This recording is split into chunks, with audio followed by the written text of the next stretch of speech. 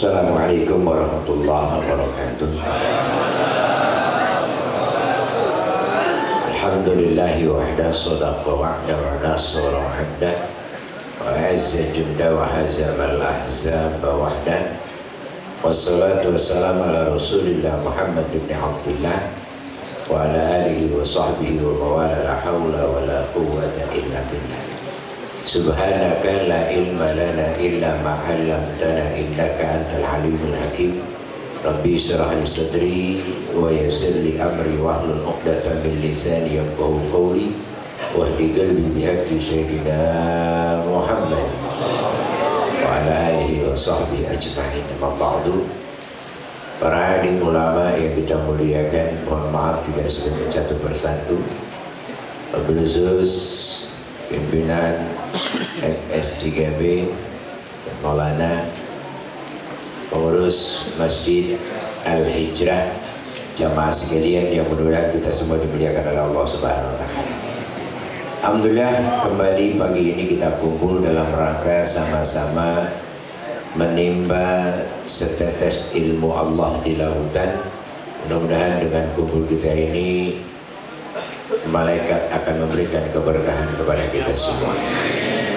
Tentunya yang kedua, salawat dan salam kita sampaikan kepada Nabi besar Muhammad SAW, dengan harapan mudah-mudahan barokah salawat ini di dunia kita bisa mengikuti sunnahnya, dan di akhirat insyaallah sama-sama mendapatkan syafaatnya. Amin ya rabbal alamin. Hadirin jamaah sekalian, saya rada bingung tadi karena udah keseringan judulnya apaan. Tadi karena bacanya tadi kisah maulid, saya ngomongin maulid aja dikit. Karena kita ini kebanyakan baca mah pada hafal, ngerti, mau kagak. Bener? Tadi baca kisah maulid bukan?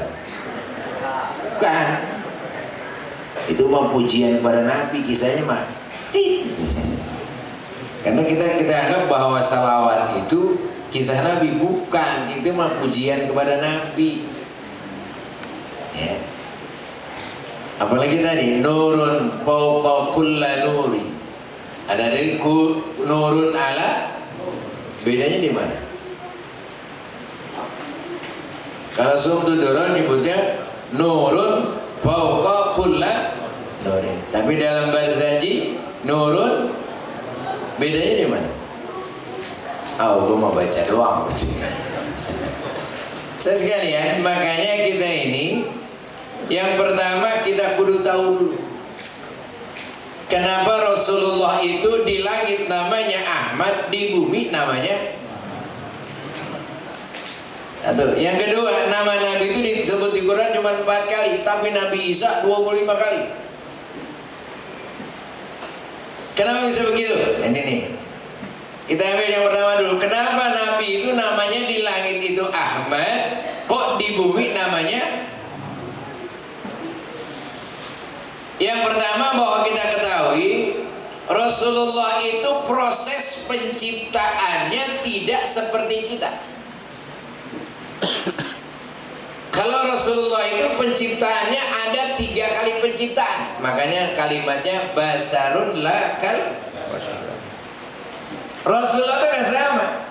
Rasul itu ada 3 kali proses penciptaan. Namanya pertama proses nuriyah, yang kedua proses izhariyah, yang ketiga namanya proses wad'iyah. Udah pernah dengar? Itu sering baca rawi, kan ada di rawi semua. Katanya baca kisah maulid. Ya. Baik. Jadi gimana? Allah dengan kesendiriannya, rupanya Allah pengen dikenal. Nah kalau dia sendirian saya pengen kenal. Maka supaya Allah dikenal, dia menciptakan makhluk dari dirinya sendiri, yang namanya nur Nabi kita Muhammad. Min nurihi nuran bihi amal. Min nurihi nuran bihi amal huda. Jadi dari nur Allah itulah yang nantinya nur ini menjadi huda. Nur Muhammadis, kapan diciptakan Nur Muhammad? qabla an yakhluqa. Bahkan fal kullu minhu bil haqiqati. Di mana tuh? Di mana tuh? Rawi azam. Kalau secara hafal bilang apa? Fi alfaini qabla an yakhluqa Adam. 2000 tahun nur Nabi Muhammad itu Allah ciptakan sebelum Nabi Adam. Kata dalam rawi azab, fal kullu minhu bil haqiqati mubtada. Hakikatnya alam ini belum ada, nur Nabi duluan. Nah, nur itu Allah ciptakan min nurillah, maka dinamakan Ahmad. Apa itu Ahmad? Kalimatnya adalah la ilaha illallah Muhammadur. Kalimat Allah dan Muhammad tidak bisa dipastikan, tidak bisa dipisahkan, maka Allah kasih namanya adalah Ahmad. Apa itu Ahmad? Hurufnya alif, ha, mim, dan dal. Betul? Betul. Mimnya kita ambil, itu namanya Muhammad. Tinggal sisa alif, ha, dal, namanya Ahad. Jadi Ahad dan Muhammad sampai kapanpun tidak bisa dipisah. Makanya mim ba'dihi ismuhu. Kenapa Allah namakan dia di dunia ini Muhammad? Kok yang dikenal di langit namanya Ahmad? Ini saya potong aja nih, cerita Nuri belum dulu. Saking Allah menciptakan nama supaya Nabi nggak bisa dihina. Kenapa? Muhammad itu artinya apa? Terpuji. Kalau orang tak Arab tahu nggak bahasa Arab Muhammad itu artinya terpuji? Tahu nggak orang Arab ya? Kalau namanya juga orang Arab. Kalau bilang Muhammad pasti terpuji. Dikasih nama Rasul Muhammad supaya nggak bisa dihina. Umpama itu tukang nyolong, siapa tukang nyolong? Terpuji. Masa tukang nyolong terpuji? Bisa nggak kira? Siapa tuh tukang bohong? Yang mana tukang bohong? Si terpuji. Lah dia nggak bisa. Lu mau ngomong bagaimana aja nggak bisa Nabi menghina Nabi. Kenapa? Karena namanya terpuji. Udah susah. Jelek banget siapa? Siapa? Itu yang suka bohong. Siapa? Si terpuji. Lah kan jelek lagi. Jadi nama Allah memberikan nama Muhammad supaya tidak bisa terpuji. Nah, setelah Allah ciptakan Nur Muhammad, 200 kemudian Allah ke langit, bumi, semua tumbuhan, terakhir dari 2000 tahun baru Nur Nabi Allah Adam alaihissalam. Begitu Nabi Adam sudah ada, ini namanya proses nuriyah. Lihat lagi rawi Saraf Al-Anam halaman 19. Apa katanya? Khuz min tinatihi min magani Gabril Karim. Jibril turun ke dunia. Cari segenggam tanah yang paling bagus di tempat yang paling bagus. Bayangin, dunia segini luasnya, Jibril suruh nyari tanah segenggam tanah yang paling bagus di tempat yang paling. Bayangin Pak. Makanya Jibril turun ke dunia takut salah nyari tanah paling bagus, dia turun bawa Google Map. Takut salah. Begitu dia turun, ternyata tanah dan tempat terbaik sedunia persis adanya di tengah-tengah Ka'bah. Yang dulu belum ada Ka'bah. Itulah sebabnya kenapa kita sholat harus menghadap, karena tanah dan tempat terbaik sedunia adanya di. Makanya usjudu li adama fasajadu.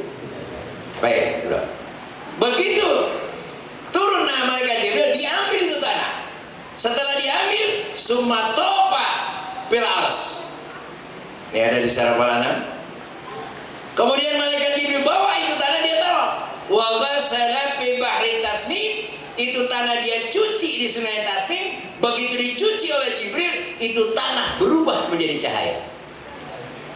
Asalnya apa tadi? Menjadi. Kenapa pakai dirubah jadi cahaya? Karena Nabi adalah basarun, tetap asalnya tanah. Kalau nabi dari malaikat, dari cahaya, dari Nabi Muhammad bukan manusia, dia malaikat. Maka proses nuriyah tadi dicuci itu tanah, berubah menjadi cahaya. Begitu menjadi cahaya, baru dibawa ke hadapan Allah. Di tengah perjalanan itu cahaya keringetan, wa uriko, netes keringatnya.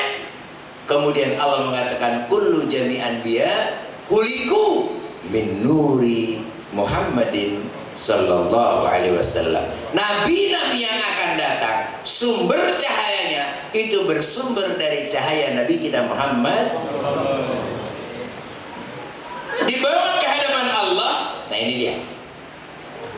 Dipertemukan nur yang 2000 tahun yang lalu, nurilah. Dijadikan satu dengan nur yang asalnya dari tanah, dijadikan satu. Itu yang kita bacain namanya nurun ala nurin. Cahaya ketemu, bukan cahaya di atas cahaya. Di atas cahaya apa? Pernah lihat di atas cahaya apa? Hah? Ada di atas cahaya? Nggak ada. Ini seringkali kita terjemahkan nurun ala nurin, cahaya. Nggak ada di atas cahaya. Bertemunya dua cahaya. Begitu cahaya ini jadi satu, lihat lagi sana palanan. Wa tusabbihullaha di bawah juga ada. Wa tusabbihullaha ta'ala dzalika nur wa tusabbihul malaikata bitasbih. Begitu cahaya jadi satu, itu cahaya langsung tasbih. Subhanallah walhamdulillah wa la ilaha illallah wallahu akbar. Subhanallah.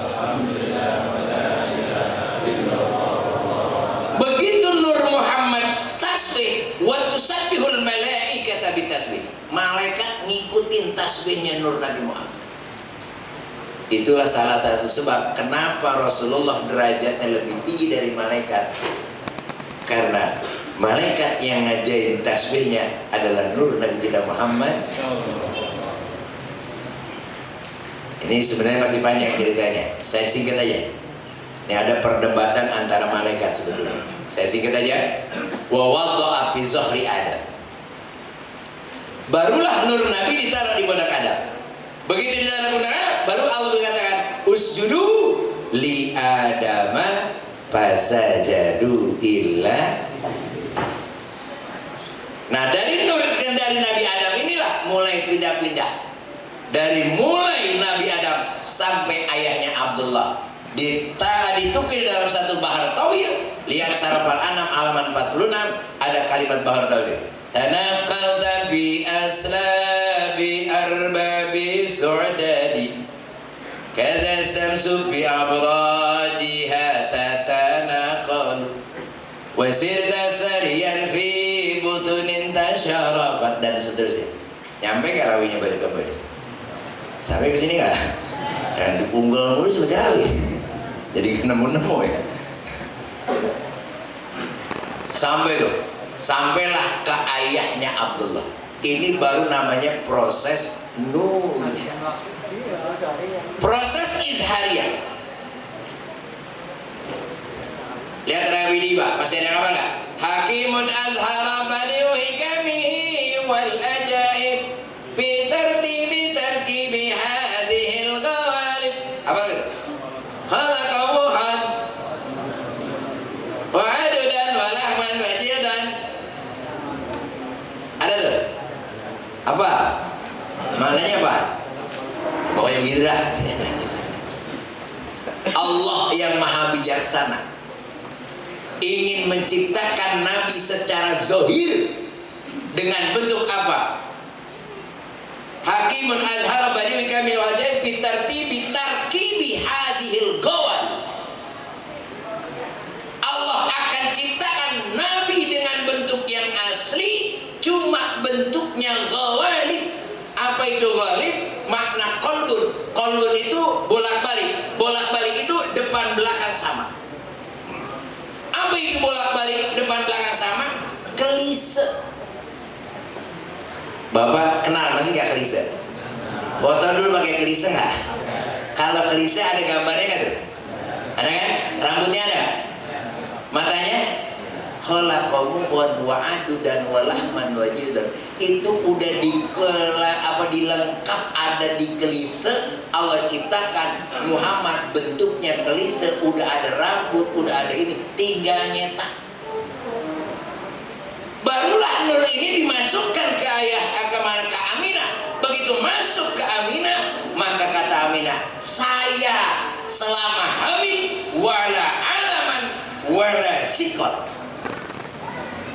perut saya nggak gede, segini-gini juga, berat kagak. Emang ada orang hamil begini? Ada nggak?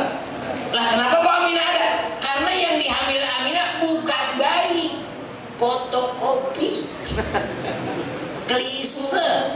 Lah kalau orang ngantongin klise berat nggak? Kelihatan nggak? Kagak. Karena Aminah itu bukan ngantongin jabang bayi. Yang di dalam Aminah adalah tawalib. Allah udah bikin semuanya, cuman dalam bentuk klise, tinggal nyetak. Itu bahasa kita. Lu cetak lu jadi, bener nggak? Bentuk aslinya kelihatan kalau dicetak. Kalau lu cetak entar gede kecil tergantung lu. Yang penting klisenya udah ada, betul. Nah, barulah proses wadiyah, lahirnya Nabi sajidan. Pernah lihat bayi lahir langsung sujud? Dan itu kok bisa? Kok bisa? Karena ini bukan bayi, barang cetakan, udah langsung gede. Karena melahirkan bukan lahir kayak kita, ini ibaratnya tinggal dicetak doang. Makanya Aminah itu ketika melahirkan Rasulullah nggak ada setetes darah pun yang netes, emang bukan bayi biasa. Makanya Nabi kita Muhammad itu basarun lakal. Buat apa Allah menciptakan Nur Muhammad Rasulullah? Kata Nabi, hayati khairun laka wa mamati khairun laka. Gua hidup bagus buat lu, gua meninggal juga bagus jadi contoh. Benar? Ada pernah jelek yang Nabi udah meninggal? Hidupnya bagus, meninggalnya bagus. Kenapa? Ninggalin ilmu buat kita. Makanya alhamdulillah nih ada PS3B ya. Ada yang pengajian gini, biar pada pinter, biar pada ibadahnya bener. Sebab orang sekarang seringkali saya bilang tahu kagak paham. Bukan kagak tahu, tahu kagak paham. Kenapa bisa tahu kagak paham? Sekarang zamannya gampang, zaman medsos, tinggal klik lu pengen tahu keluar. Tahu, paham kagak? Belum tentu. Contoh, perempuan boleh nggak berjamaah dengan seluruh perempuan? Imamnya perempuan, makmumnya perempuan, boleh nggak? Boleh. Caranya bagaimana? Oh, belum tentu pada tahu. Tahu boleh. Caranya gimana? Awas, ada kaidah berbeda. Kalau perempuan itu dalam ibadah sholat, sautul mar'atu auratun, suara perempuan dalam sholat aurat, jelas hadisnya. Karena suara perempuan aurat, boleh nggak dia berjamaah? Boleh. Syaratnya imamnya nggak boleh di depan kayak laki. Imamnya harus sejajar dengan barisan depan. Kenapa? Karena suaranya aurat, nggak boleh kenceng. Di mana-mana pada sholat tarawih turunan perempuan, imamnya di depan. Yang ngajarin siapa? Ada nggak begitu? Ada nggak begitu? Tahu kagak paham. Suara perempuan aurat, pada tahu. Tapi giliran tarawih, imam bilang, wala dolin, itu perempuan di belakang, kenceng banget, lah katanya aurat. Ya. Yang sering saya bilang, Bapak pengen tahu tata cara sholat jenazah kan gampang. Tinggal klik di Google, keluar tuh tata cara sholat jenazah, ya nggak? Dilakukan 4 kali takbir ya. Kalau yang meninggal laki-laki niatnya usolli hazal mayit, kalau perempuan hazihil. Ada yang janggal nggak nih pelajarannya? Enggak ya? Ada. Judulnya apa? Tata cara sholat jenazah. Ngapa niatnya hazal mayit? kok bukan hazal jenazah? Jangan-jangan lu kagak tahu lagi bedanya mayit sama jenazah. Tahu pak bedanya? Kok judulnya sholat jenazah, kok niatnya hazal mayit, kok bukan hazal jenazah? Tahu nggak bedanya mayit sama jenazah? Tuh kan keliki gampang, tata cara sholat jenazah, paham nggak? Belum tentu. Apa itu jenazah? Apa itu mayit?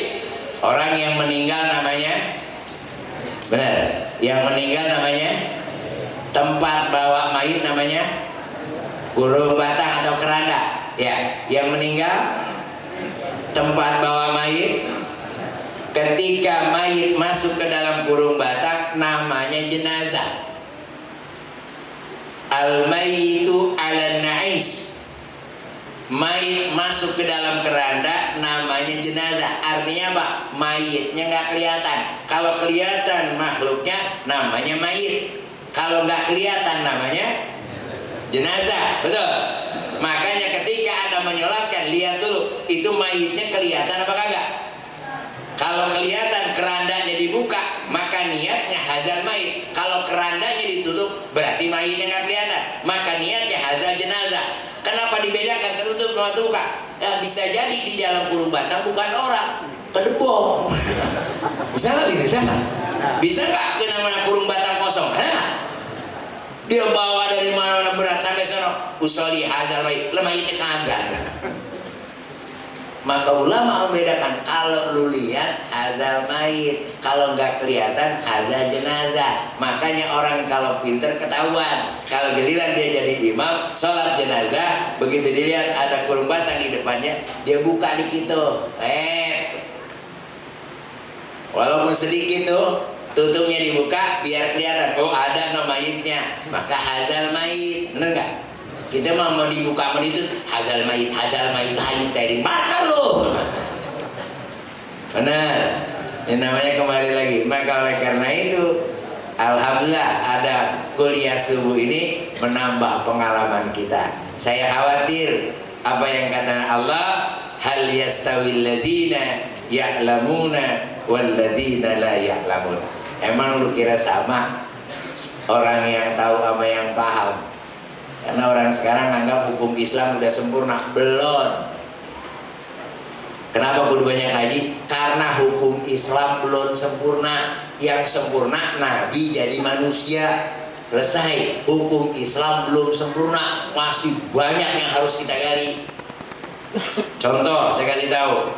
Dalam hukum Islam ada nggak hak bapak angkat?